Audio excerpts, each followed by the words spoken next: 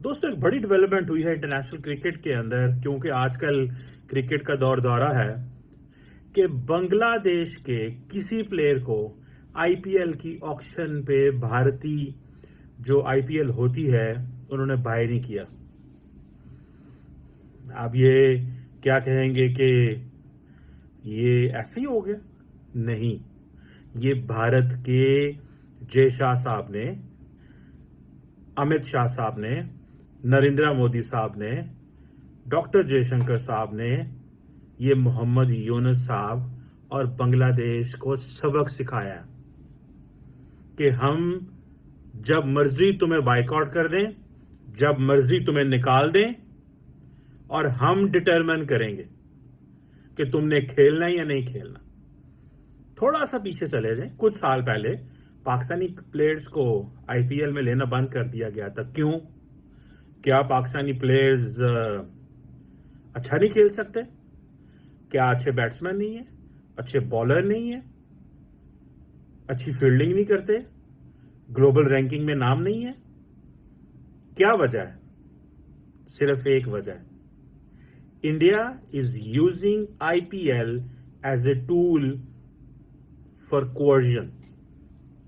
जैसे ट्रंप कहते हैं ना कि मैं जो भी हो जाए, जैसे भी हो जाए, कुछ भी हो जाए, जो भी हो जाए, जैसे भी हो जाए, कुछ भी हो जाए, मैं ट्रेड वॉर्स की तरफ जाऊंगा और मेरे पास हैवी टैरिफ्स लगाने का एक जवाब मौजूद है, क्योंकि ये सारी दुनिया जो है हमसे डॉलर कमाती है, कनाडा भी कमाता है। जैसे उन्होंने कहा जी 50% जो है वो हम टैरिफ लगाएंगे चाइना पे, बाकियों पे 20%, 10%, 25%, डिफरेंट। इवन के मैक्सिको धमकी लगा दी, कनाडा को धमकी लगा दी।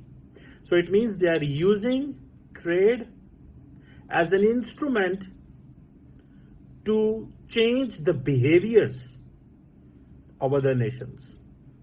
Narendra Modi wants to use cricket as an instrument to change the behavior of Pakistan and now Bangladesh.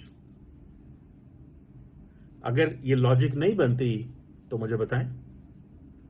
मैंने आपको बड़े सॉफ्ट से तरीके से बता दिया कि नरेंद्र मोदी साहब जो हैं वो अब ये महसूस करते हैं, this is the time, this is the time to punish Bangladesh. And if we have to punish Bangladesh, then we should punish the turf and we should punish looking where we can best punish them. मिसाल के तौर पे थोड़े दिन पहले बांग्लादेश ने यह फैसला किया कि अदानी साहब के जो कॉन्ट्रैक्ट हैं उसमें इंटरनेशनल एक कंपनी को वो हायर कर रहे हैं और कह रहे हैं कि हम इसके बारे में थोड़ा सा जानने की कोशिश करते हैं कि ये कॉन्ट्रैक्ट कैसे हुए हैं, ये क्या हुआ है। ठीक है ना जी, ये कॉन्ट्रैक्ट कैसे हुए हैं, क्या हुआ है, ये उन्होंने कहा। जय हिंद, स्वागत है आपका हमारे चैनल पर एक और लेटेस्ट वीडियो में।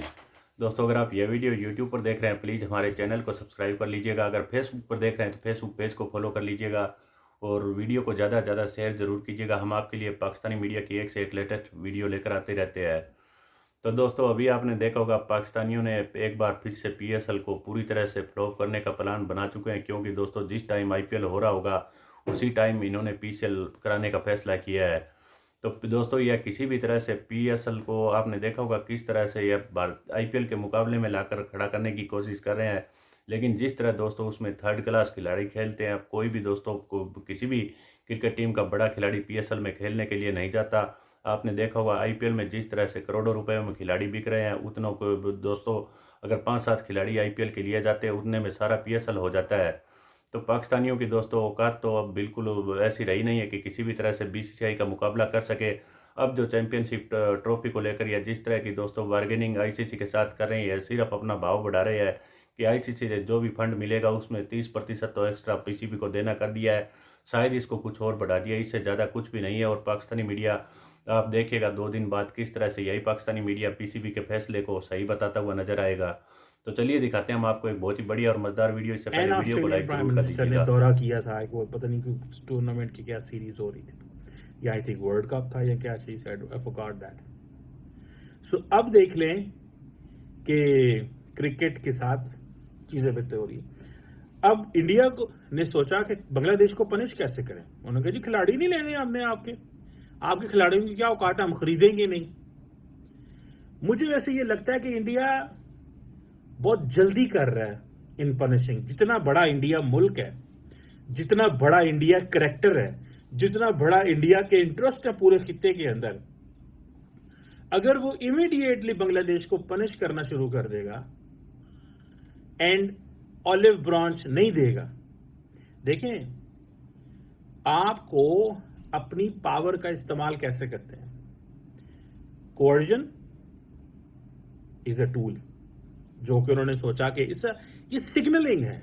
कोई वो जो पैसे बांग्लादेश के खिलाड़ियों को जाने हैं, वो कोई बांग्लादेश में कोई वहां पे कोई नया 2 अरब का प्रोजेक्ट नहीं शुरू हो जाना अरब डॉलर का। Is signalling, you are doing signalling. So इस बात को मैं जो बात कहता हूं वो आपको बार बार, कि अमित शाह साहब के जो बेटे हैं जय शाह साहब, उनको बिठाया ही इसलिए गया है because cricket is a lucrative thing. वहां पे पैसा भी बहुत है बीसीसीआई में, एंड आप अपनी मर्जी से चीजें भी प्ले कर सकते हो। That is so simple. ये बड़ी सिंपल सी चीज है। सो नरेंद्र मोदी साहब ने क्रिकेट डिप्लोमेसी को रिवर्स कर दिया, क्रिकेट कोर्सिव स्ट्रैटेजी लेके आए हैं। ठीक है, इसको आप ऐसे कह लें, cricket as a tool for coercion.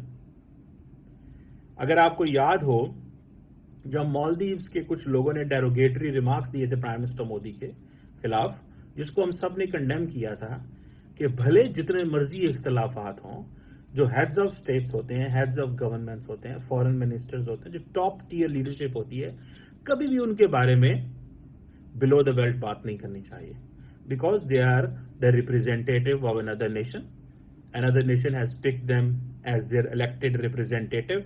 उनकी रिस्पेक्ट करना जो है वो जरूरी है। दिस इज मेरी एक ऑब्जर्वेशन है, मेरा एक थियरी है। मैं कहता हूं ये कभी भी ऐसे नहीं होना चाहिए।